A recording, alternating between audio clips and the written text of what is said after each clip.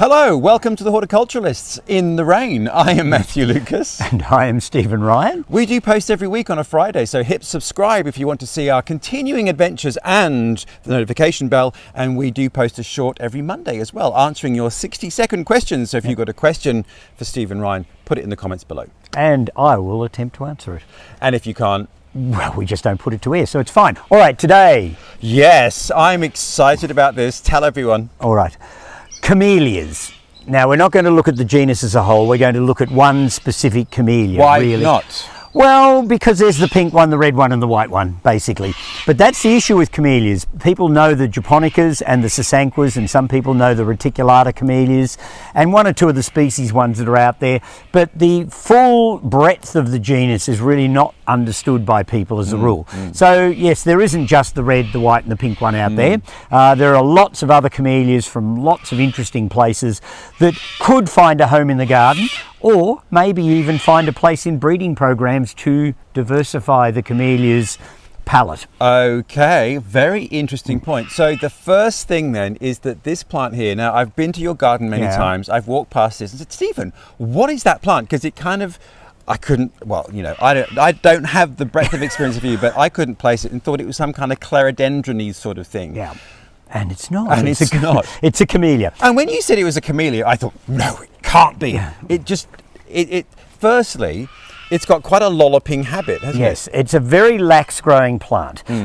We probably should mention what it is Let's first. name it. Yes, Name it and shame it. Yes, it is Camellia amplexicaulis. Yes. It comes from northern Vietnam and is now considered extinct in the wild, Which unfortunately. is very sad. Let's go back. Amplexicaulis. It means stemless, so its leaf is attached directly to the main stem. It doesn't have a petiole or leaf stem on it, so hence amplexicaulis. So anything that has amplexicaulis in the name has that. Yes, it has that characteristic. It has leaves without a leaf stem or petiole. So there you go. So that's where amplexicaulis Learning comes from. Latin with Professor Ryan. Yes. Now, there's lots of interesting things about this camellia. Yeah. One is that not only are its leaves without a petiole, but they're really big for a camellia. So I always say that it's almost the size of a 9.5 boot, is the way I describe it to people who haven't seen it. So it gets this very large leaf. It also gets a very glossy leaf. So the leaf is really, really glossy. It looks like somebody's been out with the furniture polish. And I think the reason I spotted it was that its new foliage is like a mahogany red, and we've got some footage of that which we'll drop in. So.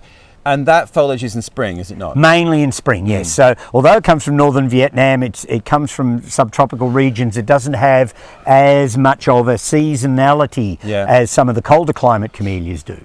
Let's just pause a minute then. So the environment that it's growing in, I'm presuming relatively high altitude so that it gets cooler weather. Is it? Yes, but it's not cold. No. It will only tolerate a degree or two of frost. So is it not like our Chilean plant friends in terms of the bandwidth it loves? Yeah, similar.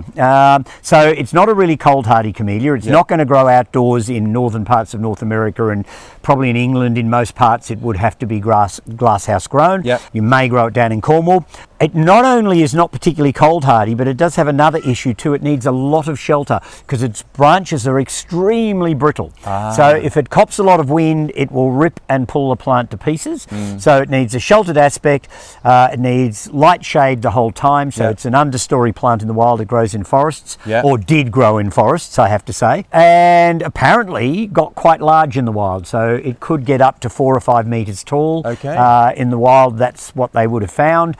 Mine in the garden here is 2 and a bit meters tall. It's been in for 7 or 8 years now, I suppose, and it was a reasonably sizable plant when I put it in. But it grows steadily and it gets those wonderful cup-shaped pink flowers on it, generally through the winter spring, but it will often throw flowers out of season. Having said that, though, we've waited 12 months for the rotten thing to set some new flower buds. Every time I've come to Stephen, is that camellia in bloom?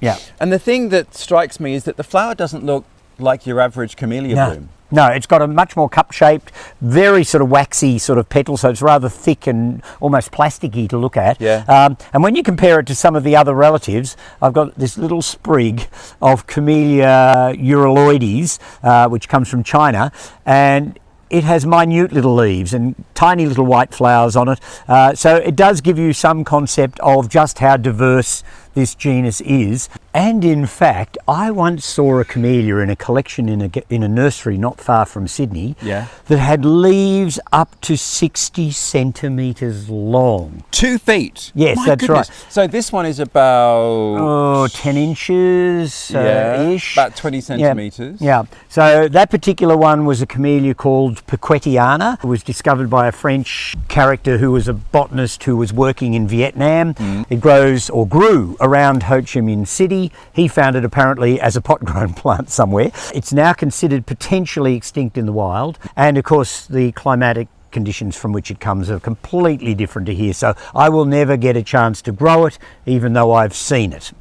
But it can grow in the more subtropical parts of Australia. Yeah. So the genus then is spread mostly in colder climates, but there's the periphery that is subtropical. Oh yes, there's some that do grow in much more tropical climes. So camellias can be grown, at least some species, in a huge diversity of Pretty climates. much everywhere. Yeah. So the regular sort of camellias of the garden horticulture, they are, I mean, they were sort of the plants of the great plant hunters, late 18th, early 19th centuries, widely grown in captivity. Yes, and funnily enough, most of the camellias that originally came into cultivation came in masquerading as the commercial tea plant, because that's what the collectors were trying to get, was the commercial tea plant.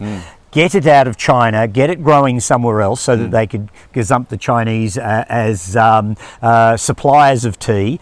And of course the Chinese were very clever, and they gave them some ornamental tea plants, which were the Camellia japonicas, which they bought out thinking they'd got commercial tea. There you go. So it took a bit longer to get the right plant. And well, Stephen, you are not disparaging, because you value all of our planting Yes, friends, of course I but do. there aren't many camellias in your garden. No.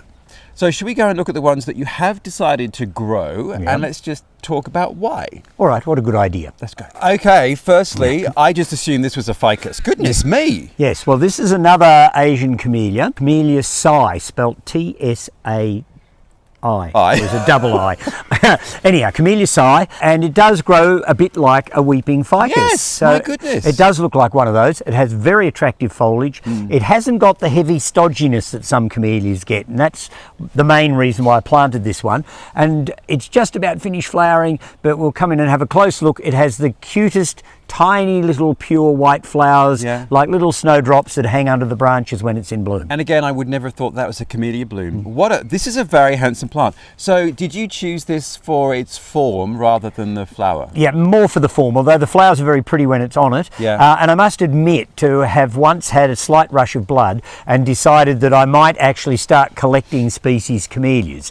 So some of them found their way into my collection just because they were species camellias, but most of those have been weeded out if they weren't ones that I found particularly interesting. So I've just basically kept the ones that I think do a good job in my garden. Ooh, so you wouldn't want to be an average camellia in Stephen's garden, No, let's you just probably say. wouldn't. But we did make a film about contorted and Divaricated stem plants, and there was a camellia in that. Yes, now that was a form of Camellia japonica, so that's the classical sort of late winter, spring flowering camellia, and it was one called Unryu, which is a Japanese selection, and it has twisty contorted stems, and so it's in my garden purely for its bizarre novelty value. Contortiness. So, and I find it charming. It's got lovely single deep pink flowers on it, and so it adds something different to the camellia lexicon, now, one could say. Is there not one more?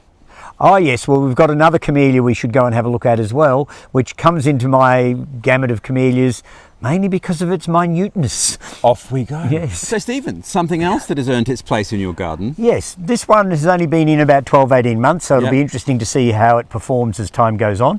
But this is a camellia from China, euryoides, Camellia euryoides. The botanic gardens in England at Kew have said that this is the accepted name for it, so I'll stick with euryoides. Has tiny little white flowers with a little tiny bit of pink flushing in them, and it's got to have about the smallest leaf of any camellia that I've ever been able to find. Look at that, tiny little thing. I've seen a specimen of this in bloom, and it's a very pretty, very dense bloomer too. It's covered in blossoms. And it also has a comparatively upright conical sort of habit when it gets going. So it would be a useful camellia between windows, in a narrow bed, on the end of a bed to sort of punctuate the end of a garden bed. I think it's got great potential as an interesting camellia in anybody's garden. And fine leaves, again, doesn't look like a camellia. So is it true to say, like most camellias, it needs a bit of shade, so particularly in Australia? Yeah, look, I would say the vast majority of camellias being grown in this country don't like the really hot midday afternoon sun.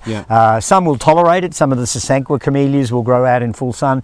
But as a general rule, most of them like a little bit of shade. They're understory plants in the wild. And so if I wasn't certain about it, I would give all my camellias semi-shade. There you go. And the Camellia of commerce, the T, is which one? That's Camellia sinensis. And of course, sinensis means of China, because the Chinese were known by the Europeans in the old days as the Sinai. So that's where sinensis comes from. So sometimes you'll see things classed as sinensis, and you know it means China. Sometimes they will call it Chinensis, which also means of China, but was probably named by somebody who wasn't perhaps worldly. He wasn't as worldly or as interested in the medieval times, and decided to call it Chinensis instead. So sinensis, what kind of climate could that grow here? Could you grow the tea camellia in Macedon? I can grow it, but it's fractionally cold sensitive, so it does far better in the frost-free hills of northern Queensland and know and Sri Lanka and northern India, so where it cool, doesn't. But not cold. Yeah, but not cold. So although I could grow it, one, it's cheaper to buy tea.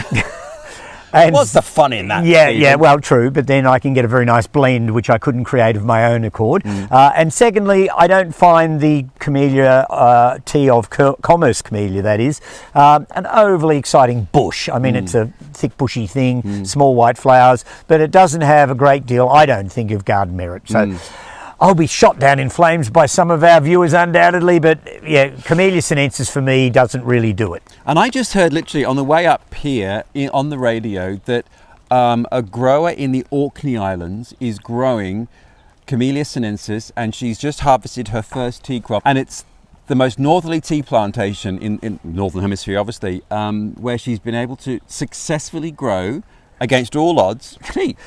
Well, some people... There you go. You can try Macedon tea, No. If the Orkney Islands can do it. Yeah, but then I don't have pickers and other things that you need. So let's not go there. We'll leave it. Well, I hope you've enjoyed our romp through Stephen's camellias. Yes, I have. Which is a very small selection, and hopefully one day we will talk to somebody about camellias in a much broader context. But it just goes to show that there's plants within this genus that could suit almost any purpose. So they're definitely worthwhile having another look. And apart from the contorted one, I would never have picked the ones that we've looked at as camellias. So it's really interesting to see them in their native habitat of rare planting. Yes, it's hardly native, I have to say, Matthew, but there you go. You know what it is, the poetry of it all. Well, if you've enjoyed this, do hit subscribe, because we post every Friday and you can follow our continuing adventures then. And every Monday we post a 60-second short of Stephen answering your questions. So get some questions into us.